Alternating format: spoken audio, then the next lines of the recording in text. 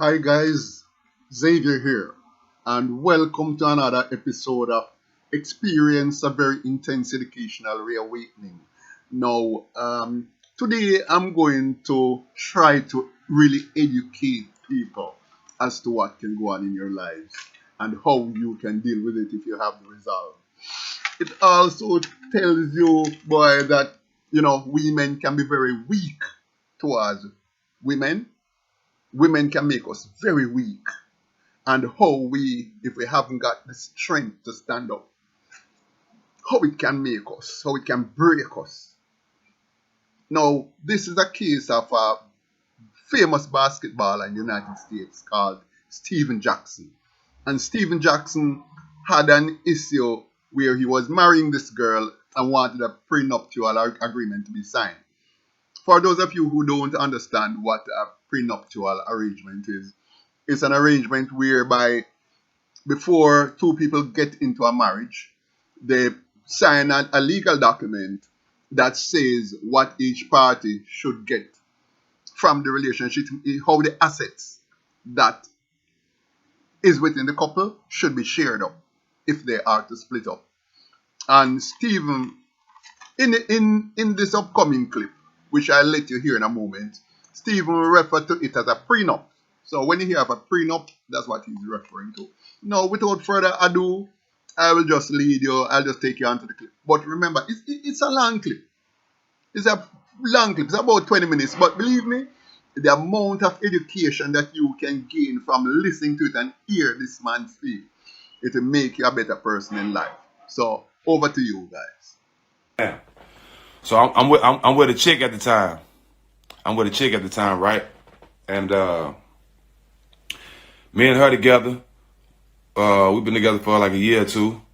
I met her in New York, in the subway. I was driving. I was my first year in NBA. I met her in New York, and I flagged her down while she was driving. Got her number. Ended up talking to her.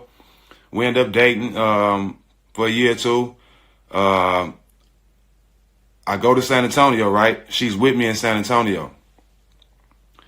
So y'all know I won a championship.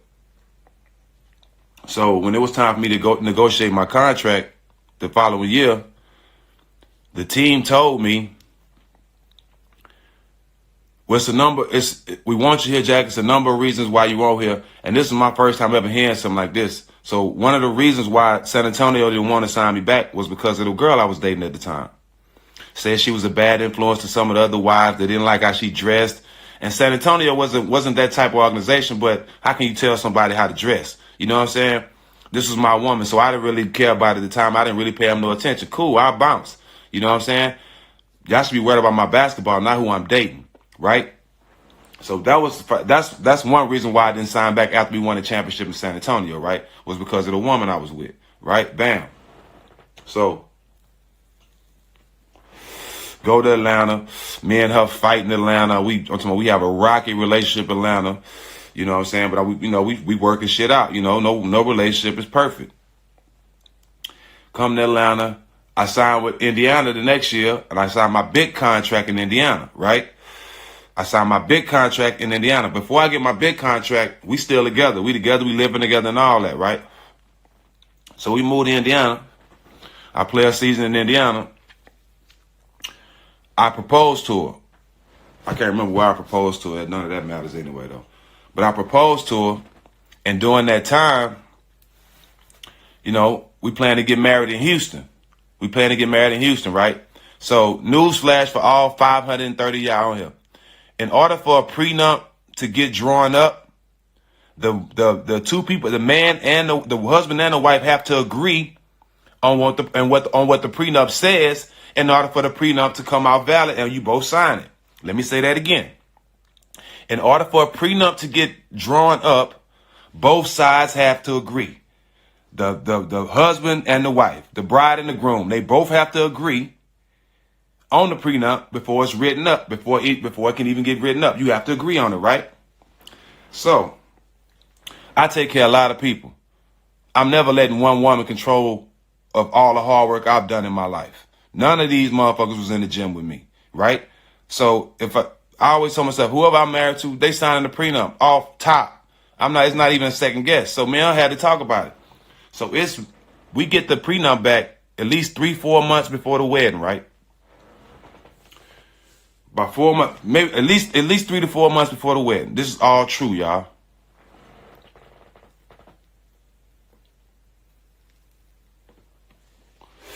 So 4 months, 3-4 months before the wedding, we get the prenup. I give it to her. Granted, when I give it to her, she shouldn't be surprised by it because me and her sat down and agreed up on the prenup, right? Me and her agreed up on the prenup. We agreed. Listen to me, y'all. We agreed on the prenup. Bam. So we agree on it. A month passed, like 2 months before the wedding. I'm like, yo, look, we need to get that prenup signed so we can go and, send it in and get all that taken care of. So when we get down there to Houston, we ain't got to worry about it. I tell her that like 2 or 3 times. It's a month. That was 2 months before the wedding. It's a month before the wedding. Look, bro, this is something we agreed on. I shouldn't have to keep coming and tell you to sign this prenup, right? What's up, Bird? I shouldn't have to, Bird, you know about this. I shouldn't have to tell you to sign this prenup, right? That's what I'm telling her. The first time I came to it was 2 months before the wedding. Now it's a month before the wedding. I'm like, man, I've been asking you about this prenup. There's no way I should have to keep coming to you about this prenup knowing we had to agree on this before they even drew it up. So why do I have to keep coming to you about getting it signed? She's like, I'm going to sign it. I'm going to sign it. I'm going to sign it. I'm going to sign it. I'm going to sign it. I'm going to sign it. I'm like, cool. You can sign it. But look, during that time, we making arrangements for the wedding, right? Because, you still got to plan shit. So, I love her. And I'm going to keep it real with you. I was in love with her. You know what I'm saying? I was in love with her. And we was building a family. So I'm like, okay, cool. I ain't gonna make no big deal of it. I went with planning the wedding. I didn't stop. I kept planning the wedding. I told her several times, dog, about the prenup and asking about it. So bam. So this is one of the twists of the wedding, right? So as we planning for the wedding, I'm from Texas, right? She from New York. I'm from Texas. I'm from Port Arthur, which is an hour from Houston where we get married, right? I want my pastor to do it. He right there. It'll save us some money. Da-da-da-da. She is adamant about this certain pastor doing the thing, right? So I'm like, cool. It's her wedding. I ain't got no problem. Keep in mind, remember this pastor, right? Remember this pastor. This is a pastor. She was, I'm talking about screaming at me and everything. No, this pastor has to do it. This pastor I'm like, well, we can save money and make more sense. This is my pastor since I was a kid. You don't even know this guy. Some other girl brought this pastor to her attention. Some other girl brought the pastor name to her attention. This a pastor she's never seen. Don't even know. But she don't want my pastor to do it, right? Cool. Remember that. So I'm like, fine, no problem. No problem. He can do it. Your pastor can do it. I'm cool with it. I ain't gonna be petty. Cool. I want you to this is your day. Everything is yours. I spent about $400,000 on the wedding, y'all. About $400K, right? It's yours. Whatever you want to do. Hey, pastor don't matter to me. I just want to marry you. I don't even give a damn. 2 weeks before the wedding. We going to Houston a week before the wedding. Now we at 2 weeks before the wedding. Everything planned, we ready to go. I'm like, look, bro, why I got to keep asking you about this prenup, bro? It ain't like you don't know what's on it. Like, what motives? This is what I told her. What you up to? What motives you on? I ain't on nothing. I just ain't had time to sign up, planning the wedding and all this. I'm like, man, listen, man, all you got to do is sign it. It ain't like you got to read it all over again. You know what's in it, da-da-da. I'm going to sign it. Me, being a person I am, I know it's a wedding and all that shit. I'm like, you know what? I know you probably just frustrated. I'm trying to be a supportive man at the time. I know you're going through a lot, baby. I know it's up. You know what I mean? Just when we just make sure I get it for the wedding. You know what I'm saying? Da da da da. We go to Houston. We get there, right? We get to Houston. The night I get to Houston, when we get to Houston, We separate. So she go with her friends. I go with my guys. I'm at home. This is my hometown. So, I'm strip clubbing and all kind of shit. Wilding out with the homies. My partner Weezy on here. He was there. Wilding out with the homies and shit, having a good time. So, my homegirl Mimi, mama, Miss Doris, was our nanny at the time, right? We had a nanny at the time. We had a baby. We had a nanny at the time. We had my oldest daughter, and I think my son was on the way, and so we had a nanny at the time, and Miss Doris came to my room. I'm like, Miss Doris, Real J Sam's, what's up, my boy? I'm like, Miss Doris, it's wedding in 2 days. I ain't got no prenup. You know what I'm saying? I'm telling you, Miss Doris, I'm not doing it. I'm not doing it. No, baby, don't. I'm with you. I'm with you. I know you right, but don't start having that attitude. It's gonna get done. Don't worry about it. It's gonna get done. It's gonna get done. So I'm like, all right, Miss Doris. I'm trying to be optimistic. You know what I'm saying? But I'm having a good time. I'm like, I'm thinking in the back of my mind. Listen, man, I ain't getting married without no prenup. Fuck out of here. Not 5. That's what I'm thinking the whole time. I'm like, man, I can't believe this motherfucking girl done wait until I spent all this money, got all the way down here, so bam. Miss Doris come to me saying, don't worry about it, it's going to get done. I'm going to go get her to sign it, right? So, my nigga, this the day of the wedding. Hold on, let me file my shit back up. Y'all ready for the good part?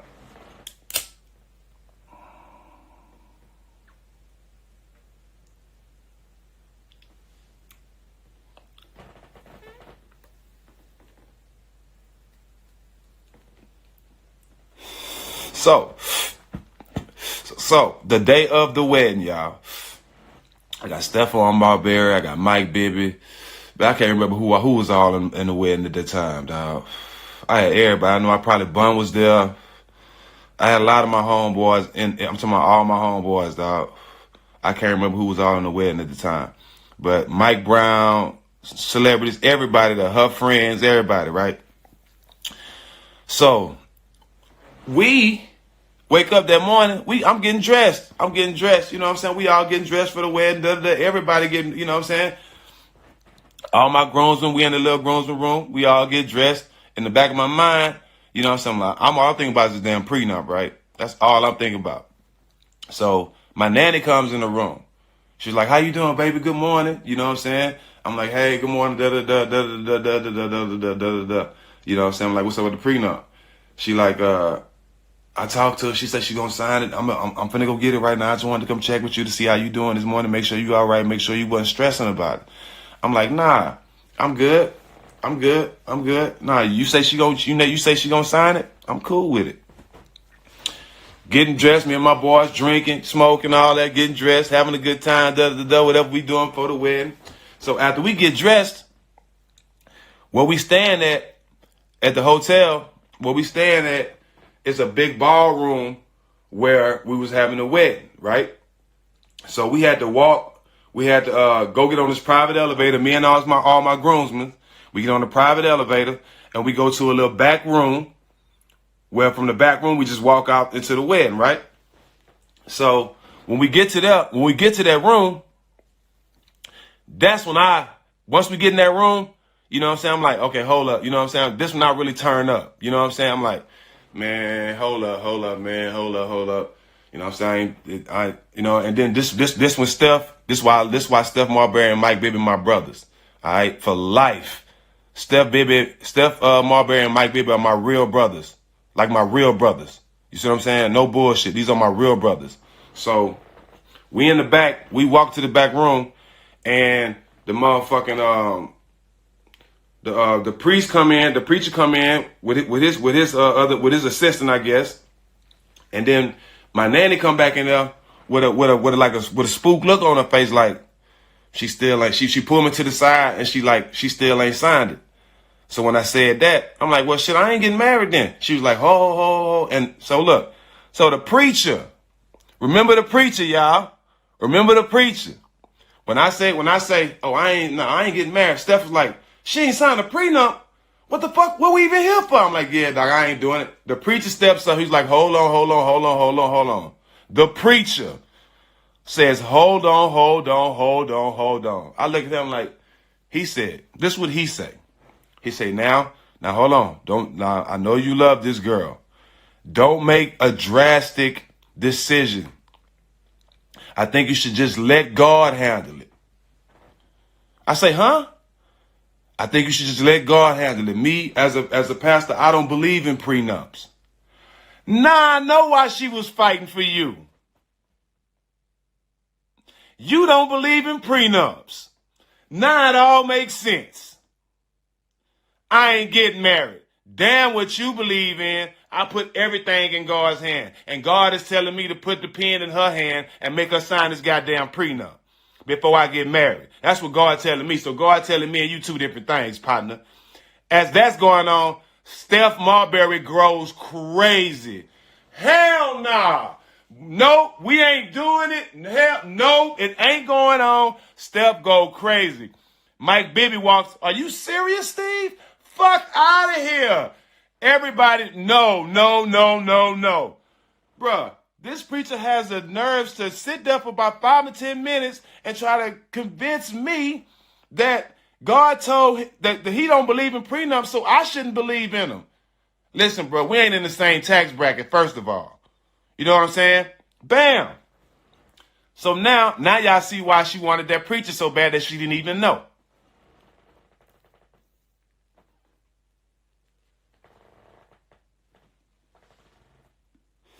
Bam. So bam. Dog, God take all my blessings if I'm lying, dog. This is a true story. It's too many people that was there to vouch for it. So bam. So listen. I'm going to tell y'all this. So I found out this after the wedding. You know what I'm saying? But on the way to the wedding, rest in peace, my grandma dead now. But on the way to the wedding, my grandmother, this is before all this, everything I told y'all. My grandmother told my mama, Jude, it ain't going to be no wedding.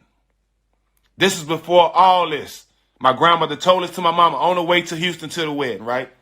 So bam. I'm telling him, look, bro, hell no, I'm not finna do it. Hell no, I'm not finna do it. By that time, it had got rowdy in the bridesmaids rooms because my sister was in the wedding. You know what I'm saying? Because the wedding had supposed to been started. Bobby Valentino standing up there at the microphone ready to start singing. Ask Bobby Valentino. He was there. Bobby Valentino will tell you this whole story. He was right there. He's standing up there ready to sing, bro. Ready to start singing. So everybody getting answered like the fuck. My mama said my grandmother just sitting there like she already know what's going on. So, it get to getting a little answer over there. So my sister ended up coming out of there and say, I had to get out of there before I whipped one of them hoes because they ended up talking crazy. Something like that. Not those exact words, but my sister was upset with what was said in there, so she had to walk out. So bam. This is when this is when she showed her true colors, bro. This is when she showed her true colors. So, wedding off. Yes, wedding's off. We not doing it. Walk back up to the room. Walk back up to upstairs, get room. We getting undressed. Shit. Steph Marbury's like, bruh. Hold on. First of all, I'm lying. We get back to the room. Right? Y'all know I'm gonna always be 1,000 with everybody. 1,000. I'm gonna tell y'all the honest truth every time. When we first get back to the room after I called it off, when everybody trying to figure out what's going on, we all get back to my room. I break down crying, dog.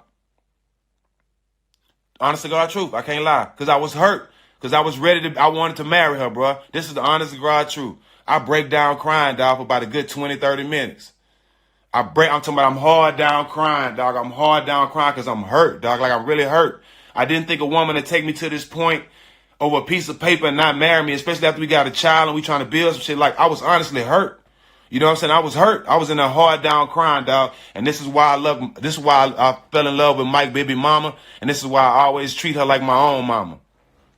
I'm sitting there crying. I hear Steph in the background talking, man, fuck that shit. We finna turn up. Fuck that shit. You know what I'm saying? Fuck that. You know what I'm saying? I'm talking about snot, everything. I'm hard down crying like I lost I don't know, bro. I'm hard down crying as a grown man. I ain't never cried like that, right? So as I'm crying, Mike Bibby mom walk up to me, dog, and it's bringing tears to my eyes today. She walk up to me. She grab her bare hand, Mike Bibby's mom, wipe the snot and all this from my face, everything from my face. And she picked my chin up and she said, "You became a man today." Nigga.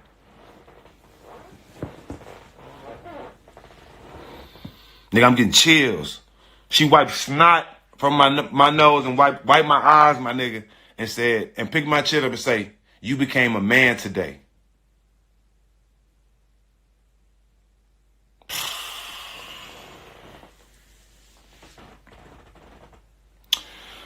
So, with all that going on, this ain't even half though. So with all that's going on, after she do that, I come out of it. Steph like, "Man, you spend all this money. We finna go party. We finna go party. Da, da, da. Let's go downstairs and still have fun." Look, hey, look, my best friend Roy D on here. Look, 5 Roy D. Am I lying, Roy D? Have I told a lie yet, Roy D? He on here, 5 Roy D. That's my brother. Same tattoos, everything. Listen, so as I'm wiping my tears and stuff off, you know what I'm saying, getting ready to go downstairs and party, somebody from her side comes to my room. This when it get tricky, y'all. Comes to my room and say, "Hey, Steve, hey, hold on, just calm down. She want to talk to you. She want to talk to you." I said, "What she want to talk for?" She's like, "No, just calm down, man. You was about to marry her. You know what I'm saying? Just give her a second, just out of respect. Just show me a little love and go talk to her, bro." I'm like, fuck it. Everybody in my room be like, "Man, fuck that." Am I lying, Scoop J? Scoop J on here right now too, my cousin. He already know. Everybody know. This is no lie. So look, her uncle coming like, "Man, come talk to her. Come talk to her." I'm like, all right, I go talk to her. So look, I get in the room. She's still in her wedding dress, and she crying and shit, right? So soon as I walk in the room, she hard down crying. "I'll sign it. I'll sign it. Da da da da. I'll sign it. I'm whatever. I'll sign it. I'll sign it." Listen, I was born at night, but not last night.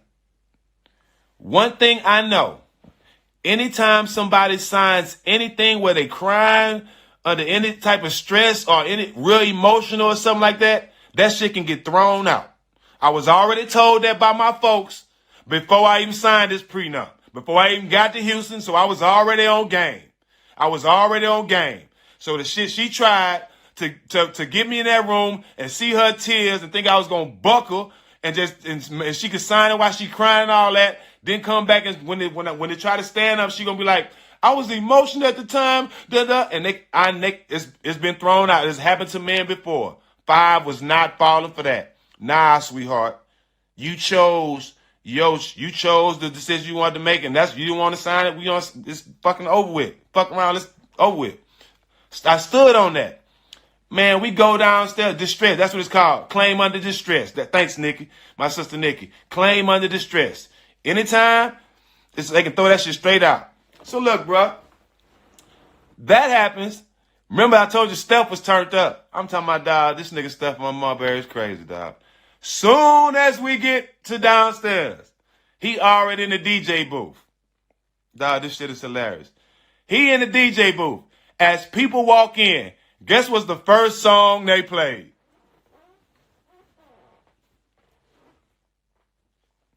I want to know if y'all can guess the first song they played, dog. I'll give y'all a second. Let me put this roach out with 5. Another one.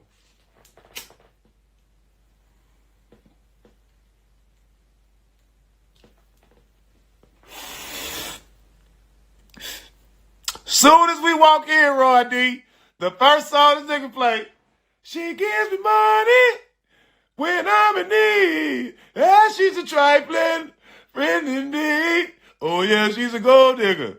Way over time. That's good to me." Oh, dog. The Kanye version. "She gives me money when I'm in need." I ain't saying she's a gold digger, dog. I'm telling you, dog. That shit was classic, my nigga. Yo, that shit was classic, dog. End up blowing by 300, 400,000, and this more crazy shit that happens, dog. You know, I'm gonna keep it all 1,000 with y'all. Nobody knows this but my partners that was around me. Hey Rito, this the sickest part of the whole thing right here. After we had party at the hotel, me and all my partners getting ready to go out that night. Two of her main squeezes that was there with her was with us that night. And I'm going to keep it funky. I downed one of them. You feel me? But that's her friends, though. Yeah, I did it. Sure did. So there you have it, guys. That is a story, isn't it? That is a story. Now, the first thing I have to understand about this, is that this man met her when he was already rich and famous. He really owed her nothing. She didn't help to make him what he is. She didn't help to make his life in any way. Apart from emotionally, he didn't even need her because she couldn't be of any real. She couldn't add to who he was, apart from maybe the emotional side of it. And one of the things we need to understand from this is that there's a big lesson here, a universal lesson to learn, which is that a man should never or try his best not to ever take on a woman into his life after he has made it. When you make it on your own, you're not born with a gold spoon and you come from rag to riches, go back to one of the women who is in your past, who knew you, and who struggled with you when you had nothing.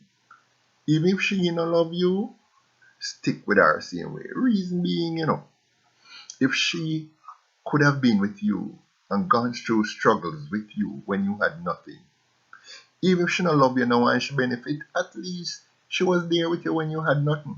But the whole point is that she is more likely to really have feelings for you than one who you meet when you already have it. That's the first point, and that is something universal that we should all recognize. The next thing to understand is that the first red flag for this man was when he won the season for his team. He won the season for his team, and he was top man for the team. And yet his team managers refused to sign him back to the team. Why? Because of his woman. They said they don't like the way her attitude, they don't like her attitude, they don't like how she was disruptive to to his game. They did not like her appearance, her demeanor, and that she was a bad influence on the rest of the team members and their families. And it has something to do also with her dress and her appearance. They felt she looked tacky, and in fact, they thought she painted a bad image for both him, for not just him, but also for the team. But him couldn't see it that way, so what him do? You know what the man do? The man walk away. Him rather, instead of give up the woman, because he loved her, because we can see from the video that he loved her. The man preferred to walk away and keep her. When a man love a woman, trust me, he will do all that. Just take me back to Percy Sledge song. When a man loves a woman, give up all his friends, sleep out in the rain, if they let him keep that love. So he walked away, but it didn't affect his life much because he was on top of his game, literally and figuratively.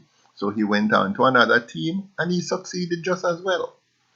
Guess he had problems there too, but I guess because he was so good at what he did and he was considered so valuable, they actually kept him on. But this was a smart guy. Even though he loved her, he realized that as he rightly said, nobody was in the gym with him. Nobody was in the gym with him. In other words, he achieved what he achieved on his own. On his own. So when you reach that stage, you wasn't going to let a woman who came into your life when you succeeded to get everything. So in other words, he loved her and he would have protected her against the entire world. But one thing he was not going to do, he was not going to allow her to be in control of every single thing he had ever achieved in his life. And she was hell bent on being in control of everything. Every dollar he made, she wanted it. And she was going to bide her time and bide her time and go through with that fake marriage until and achieve just that. She spent years dormant, just biding her time to get her jackpot, to win the lotto by taking him to the cleaners maybe after a year or two. But at least the guy was smart, no matter how much he loved. When you see the man balling, you must know that the man really in love. Because this does not look like a very soft guy. You understand? So I'm telling you, this is a story. And guys, heed it. And let me say again, if you go through life and you start from rags to riches and you meet somebody, well, even if you're born in a luxury, no matter. But more so when you achieve it on your own, do not, do not ever go take up a girl who don't know, who was never in the gym with you. Let me use him term. If she wasn't in the gym with you when you were making your dollars and making your success and your fame and your fortune, be very, very wary of her. Very wary. Better you go back to one of them little girl who who used to struggle with you when you never have nothing. And would have still give you little poems even though you never have even icing in figure. So she loved you. And she might still love you and may love you for the rest of your life. But a person, because I think a man who you didn't know from them time, she pay her dues. She pay her dues. So if she pay her dues and she even benefit now, even she don't love you no more, at least she paid her dues. And we have to understand and we have to appreciate that. So anyway, that's a story for you guys. Hope we can learn something for it. That's what I'm here to do, to teach. And I hope that I have taught something to open the eyes of men and to just show how people can trick other people and take them to the cleaners, or in a lot of cases, or try to. So, Xavier here, tuning out. If you can give us a like, subscribe to my channel. It's just that, just like my name, Xavier. Experience a very intense educational reawakening and subscribe. And at least give us a thumbs up. Appreciated. Until next time, uh, take care.